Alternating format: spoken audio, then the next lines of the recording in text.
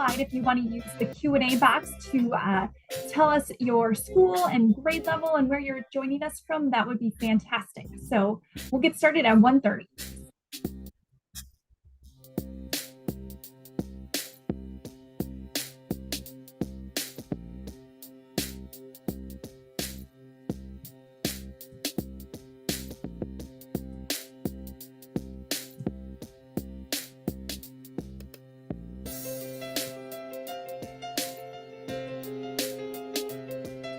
I see a few more friends joining us. If you are with us for the virtual field trip, please use the Q&A to tell us your grade, school, and location, and we'll get started here in just a couple, 30 seconds.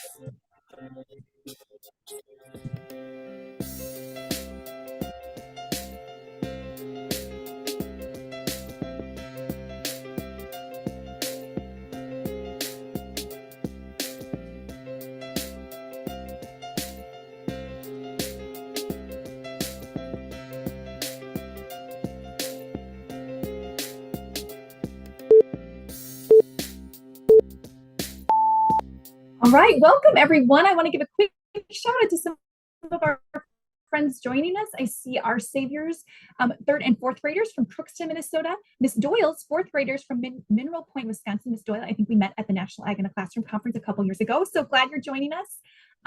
Minnesota Virtual Academy kindergartners from all over Minnesota. Our friends at Farm America, welcome to you. Mrs. Schmaltz, or Mr. Schmaltz. Third graders from Lewiston, Altura. Omega Elementary, grade 3. We have some more Wisconsin friends from Partyville, St. John's first and second graders, Red Rock Central third graders, welcome. Mr. Olson's fifth graders in Rochester, and also some third graders from Minnesota Virtual Academy, and many others. You guys, we're so excited to have you with us for our very first virtual field trip of the 2024-25 school year. My name is Sue Knott, and I work with the Minnesota Agriculture in the Classroom program. I know some of you are joining us on Zoom. Thank you. You guys may notice that the chat feature is turned off. That means you get to use the Q&A, which you just used, some of you, to tell us your school and grade level. That's where you will get to ask questions throughout this whole virtual field trip. So please type in there any questions you can think of, and I will try my best to ask most of them, or as many as possible, to our host today. And I also know there's some of you joining us on YouTube. For example, Mrs. Westrom's classroom from Ashby. Welcome to you guys. In YouTube, you can use the comment feature to ask questions, and we'll try to ask as many of those as possible to our host as well. So our Minnesota Ag in the Classroom team includes me and my colleague Carrie Seidel, who's doing the technology today. So hopefully everything will run smoothly because she is awesome.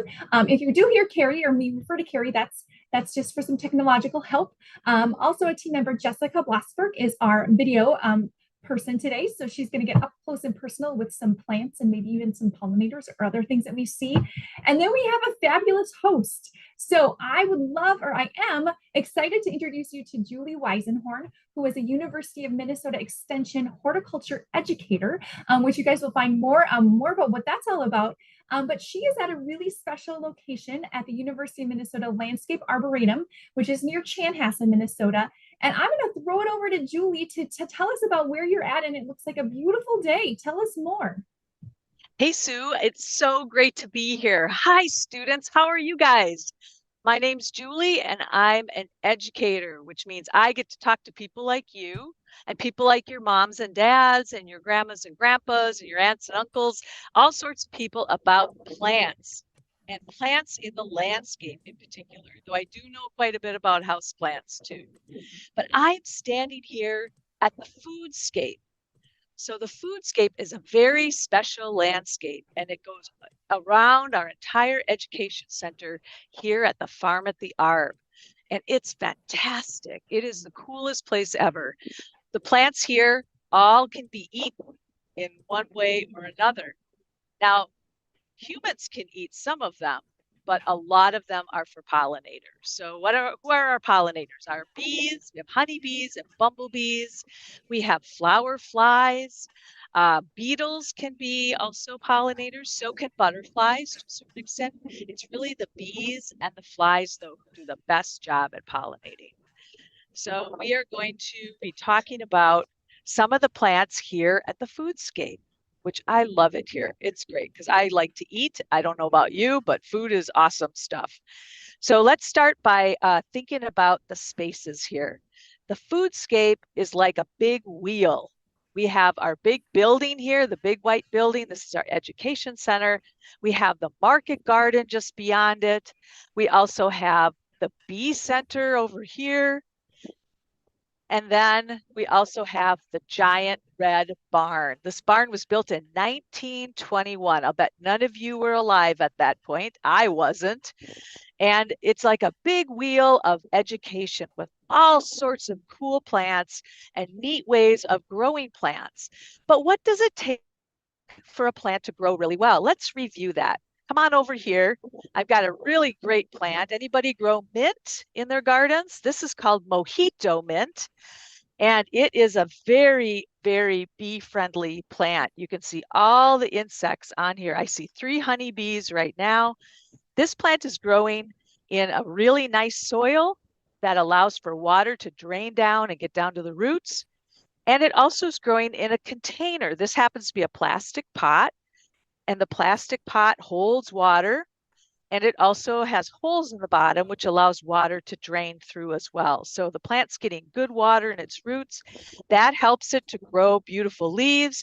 You can see all the flowers that are on it, and it's producing awesome nectar for our bee friends. So this is awesome. I want to also tell you about the name of the plant. This is called Mentha X villosa. So what does that mean? I just spoke Latin to you, by the way. Mentha is the genus of mint plants. Sounds kind of like it, doesn't it? Mentha, mint.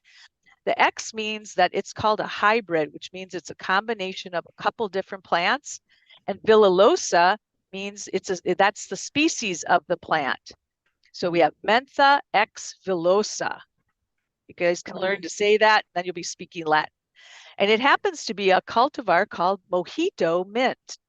So mojitos, I don't know if anybody knows about this, but it's a nice adult drink, and it's very, very minty. And that's one of the features of this plant here in the foodscape is you can actually eat this. And it tastes kind of like gum.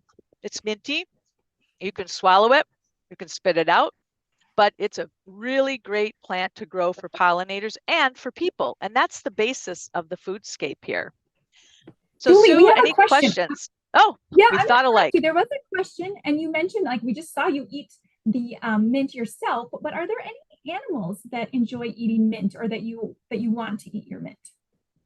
That's a great question too. Actually, mint is one of the plants that animals really don't eat very much. And it's because of the oils in the plant. So that's the part that gives it the minty flavor. So if you have deer in your yard or you know of someone who does, mint is a pretty good plant to grow and not have deer bother it. Now, one thing about mint though, mint is very aggressive from a growing standpoint. It sends out all sorts of roots and it spreads a lot. So that's why this mint is in a pot, so we can kind of control it. Another cool feature of mint and mint family members, so there are lots of plants in the mint family, is that the stems are square.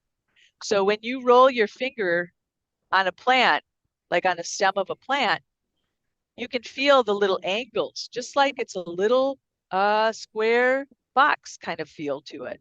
And that's an indication of a plant that's in the mint family. That is awesome. So we'll have to try that on stems of plants. Roll them between your fingers. All right, Hazel has a question. Hazel is wondering how many different plants there are in the foodscape. Good question, Hazel. So we have over 260 different plants in the foodscape this year. About 95% of them, not quite 100%, can be eaten in some way, shape, or form. Either the roots are edible or the flowers, mint, the leaves. Also, sometimes we might tap a plant for its sap, like our yellow birch. We can do that as well. We don't have any maple trees here because we have lots of maples around us in the rest of the landscape, but the yellow birch is a good plant for tapping for syrup and sap. So we might also eat the fruit and nuts too. Fantastic. Okay, well, if it's okay with you, Julie, let's get up and look at a few of those, all of those plants in your foodscape. I know there's some That sounds awesome. really cool ones. So I want to just caution you, students, not to eat foods from public landscapes unless somebody tells you you can, like a parent or a teacher. So, and sometimes you always should wash the food before you eat it as well. So those are really important for health, for safety, and you don't want to eat a plant that's going to make you sick, right? So let's look We first do at not want to be these. sick. We do not want to be sick. I don't want to be sick. You don't want to be sick. So this is called nasturtium. And the nasturtium has an edible flower. It tastes really peppery. And the leaves are also edible as well. Again, they're very peppery as well. And we've got them planted here with these really cool little peppers. Look at, they're starting to turn red. And these are called pimento elite.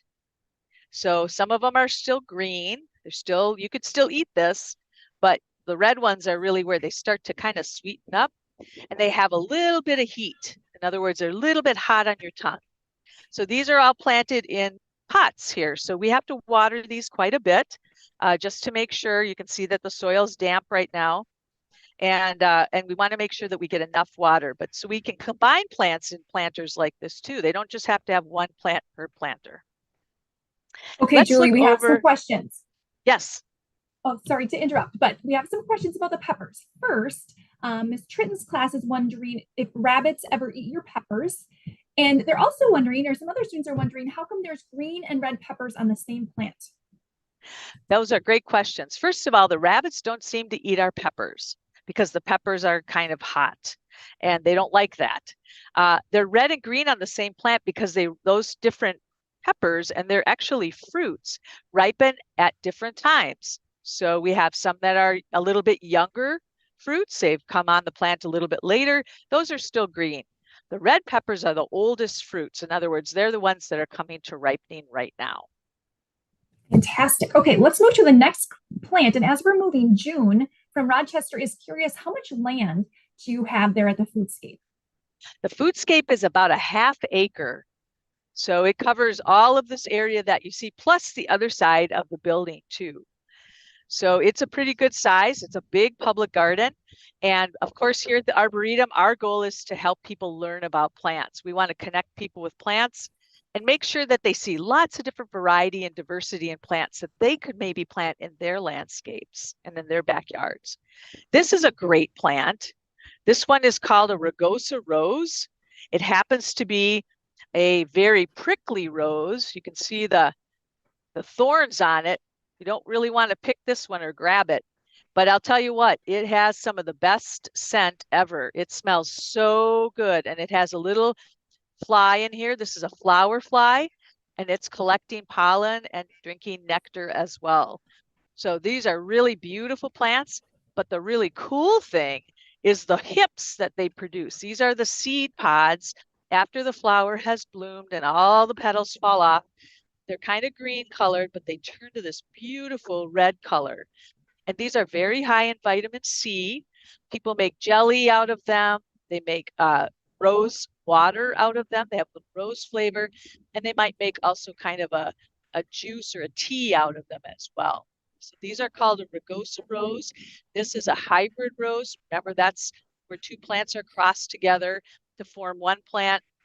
And this is called Rogostar, rugosa rose. So here's a question from Miss Batalden's class, which I believe they're in Red Rock Central. They're curious how much water it takes to water the Foodscape. Well, this year we have had lots of rains. This is really a lucky year for watering. We have hardly had to water anything except containers. But last year, if you remember, it was a very dry year. And last year, the Foodscape was actually planted. It's only been here for 2 growing seasons. So we watered every single day, and we watered with hoses and sprinklers and just by hand with our watering wands. So it was a lot of work. We were here on weekends, we were here on holidays, and it was me and also my master gardener volunteers, who are adults who volunteer their time to help people learn about and care for landscapes. So I have a whole team of people. It's probably 10 or 12 people, and they take shifts and take turns in coming to the Foodscape to help us with weeding and planting and also harvesting as well. Excellent. Okay, we have a couple of questions on things you mentioned. So Miss Bush's class is curious if those rose flowers you showed us are edible. Can we eat those? You could use those rose petals. You could put them into, say, a sugar and let them sit in that sugar for a while, and you'd have a rose sugar because they're very fragrant. I don't know if I'd eat the petals right off the plant. I don't think they would taste that great, but they might taste kind of like rose and have that flavor. That's something I have not tried yet, so I might just do that. Again, I have to check first to see if it's okay to eat those. Okay. And Miss Doyle's students heard you mention birch sap. They're curious if birch sap is different than maple sap. It is very different from maple sap. So we all are familiar, I think, with maple syrup. It's very thick and sweet. It's kind of dark colored. Birch sap is has a lot of water in it. So when you tap a maple tree, you get the clear sap coming out of that tree. You have to have 40 gallons of sap to make 1 gallon of syrup, maple syrup. With a birch tree, you have to have 100 gallons of sap to make 1 gallon of birch syrup. And it tastes very, very different. It tastes more kind of earthy flavor to it. It's not something, I don't think I'd put it on my pancakes. It might be something I'd pour over maybe some meat and throw it on the grill. That would be pretty good. Or maybe on some vegetables and throw that on the grill too. But it really tastes different. My husband doesn't like it. I like it. I think it's pretty cool. It's real different though. So, but it takes 100 gallons of sap to make 1 gallon of birch syrup. Amazing. Okay, well, this next question is from Isla in Rochester. I think it's going to lead us to some of the other plants you wanted to show. Isla's curious if you Great. have fruits and veggies and if you sell them in any markets. Oh, good question, Isla. By the way, I grew up in Rochester. I was born in Rochester at St. Mary's Hospital. Yes, we do. We actually use them for classes. So we have a series of classes called Grow, Harvest, Eat, where extension educators like me and also our master gardeners teach people how to grow the plants. Then they also harvest ingredients, and then they go into our kitchen classroom, which is in the Meyer Center here, the education center, and they actually get to learn to use all of those ingredients and make a delicious dish like ratatouille, or they get to make garlic dishes or salads. This week, or next week, actually next Wednesday, we're making shakshuka, which is an African dish. It's tomato based. In our case, we're making red shakshuka, and it includes things like zucchini and onions and all kinds of herbs. And we're going to teach the students how to grow some of those plants, then how we're going to have them harvest all this stuff out here. Then they're going to go into the kitchen, and Chef Beth is going to help them learn to make shakshuka. Wow, that sounds awesome. It's a fun word to say too. So, Yeah, Julie, we have about 10 minutes remaining with our friends today. So why don't you show us some more of the really cool plants there in the foodscape? I'd love to show you the fennel plants. So these are pretty cool. So fennel is a plant that we normally find in the grocery store, and it's kind of a white bulb, and it has a licorice flavor to it. We use fennel seeds. You might find those in sausages. People use them in Indian cooking and Middle Eastern cooking. And they also have kind of a little bit of a licorice flavor. But I'll tell you, the best part of the fennel is the flower. And that's because the flowers are sweet with nectar and they taste just like black licorice. So if you like black licorice, the flowers are some of the best part of the fennel plant.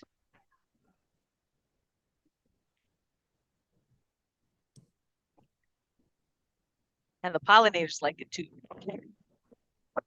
Awesome. Okay, what else Okay. besides fennel? Well, okay, here's a question. They're curious if there is any apple trees in the foodscape. We don't have apple trees in the foodscape per se. In other words, they aren't actually in the foodscape, but they are around us in the fruitful way. And also we have a small orchard that's in the rest of the farm area. All the big apple trees are grown across our Highway 5 here at the research center. And that's where the apples are picked and harvested. And if you come to the Arboretum, you can go to the apple house and you can buy apples. They're delicious. My favorite one is Sweet Tango. So I don't know if anybody wants to put in the chat what apples they like the best, but I like Sweet Tango. Oh, that's a great idea. In the chat, if you guys have a favorite apple variety, put it in there. But Julie, I'm with you. Sweet Tango is my favorite. And Honeycrisp is Yes, really popular, and I don't know, students, if you know if that, but that's our official state fruit of Minnesota. yes, Um, it so is. Miss Bishop's class, Julie, is curious what happens to the plants in the winter. All of the plants here, not all the plants, but a lot of them are what we call perennial.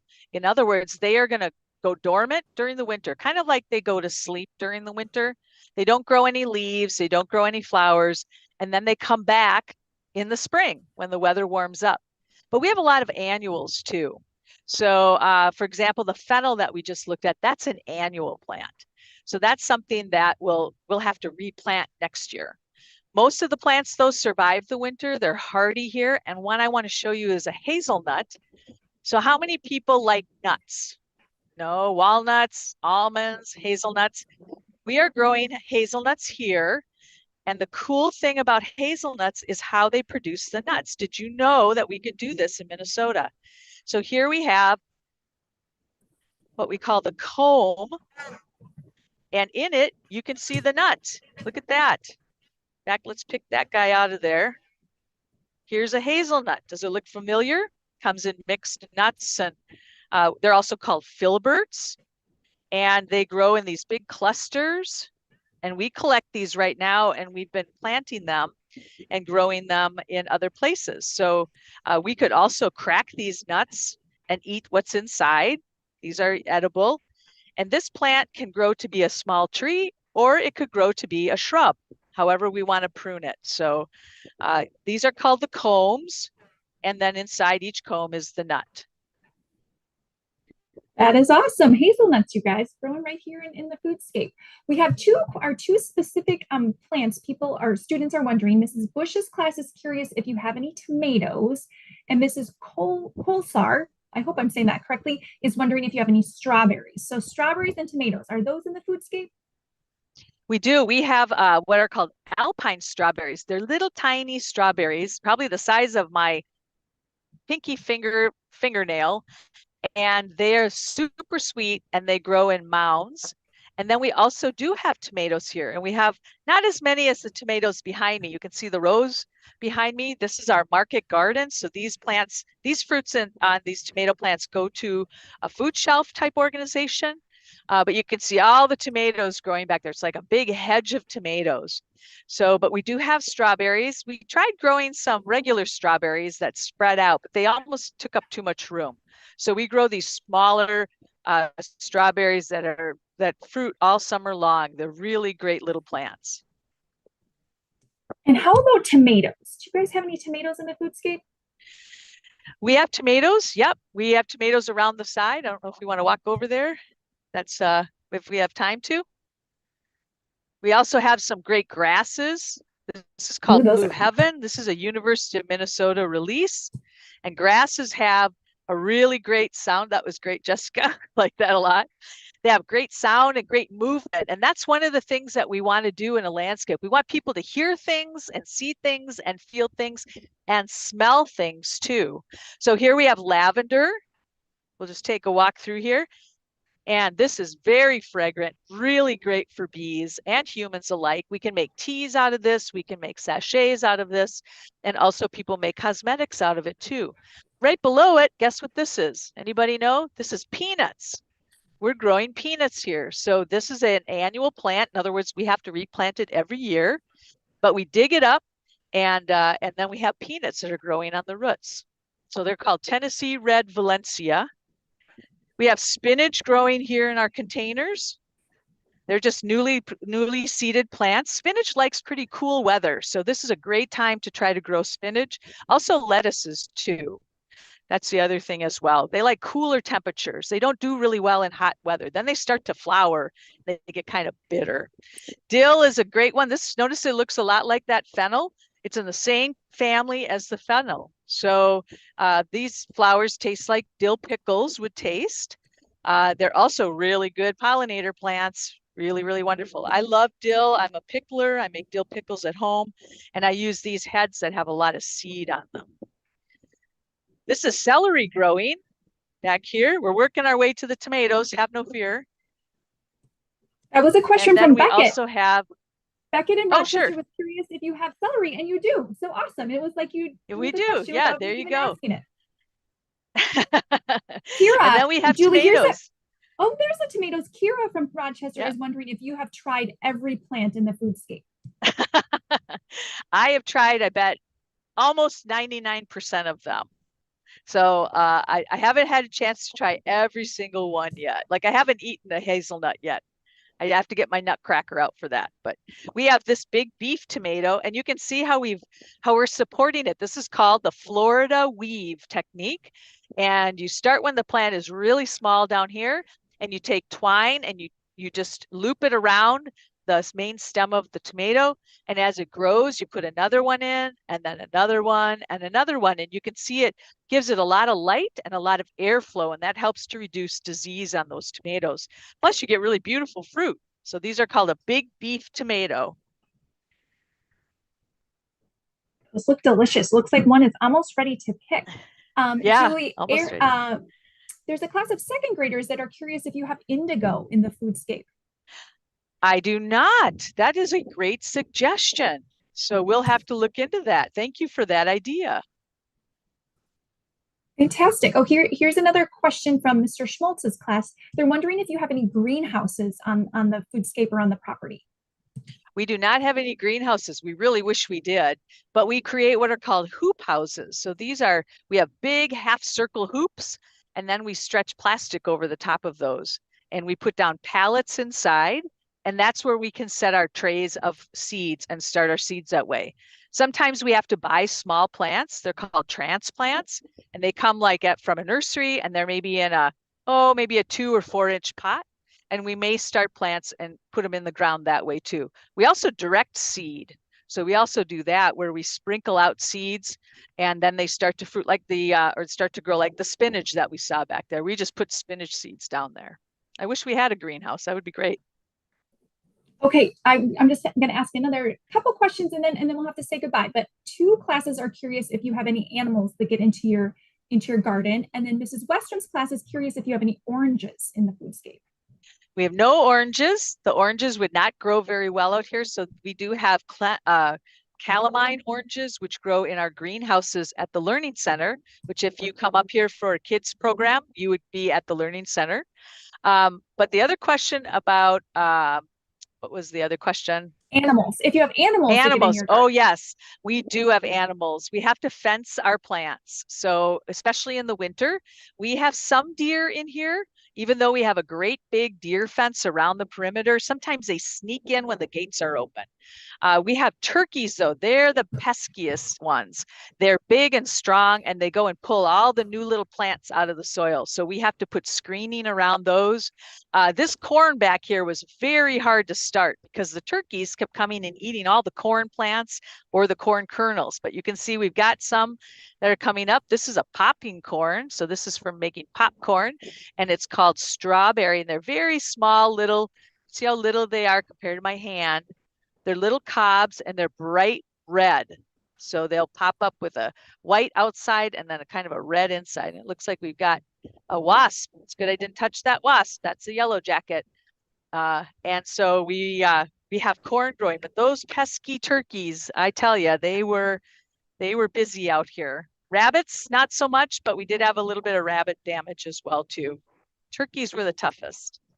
Well, Julie, I think every time that I've visited the Foodscape and Farm at the Arb, I've always seen turkeys. So I guess it's maybe not that big of a surprise that they like to hang out there in your gardens. But we've had a couple of classes, Mr. Olson's, Miss Doyle's, and a few other classes and students who are curious, what is your favorite plant?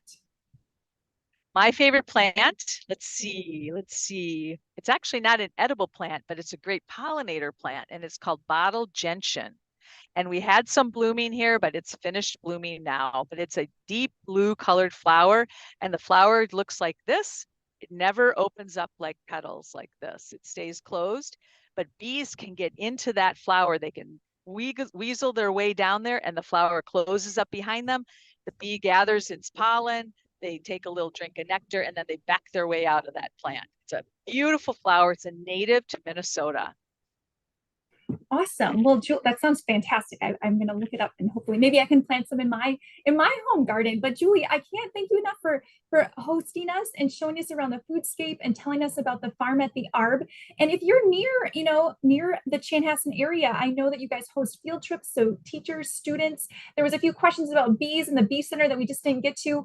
Look them up. Go for a visit. They do all sorts of fantastic programming with Julie and her teammates, and I think it would be fantastic. So Julie, thank you. Classes and students, thank you for joining us and for asking so many great questions. I'm sorry if I didn't have a chance to ask yours, but I tried to get through as many as I could. Teachers and students, we're going to try to do these virtual field trips almost every month during the school year. So here's our next one. Mark your calendars for Friday, October 4th.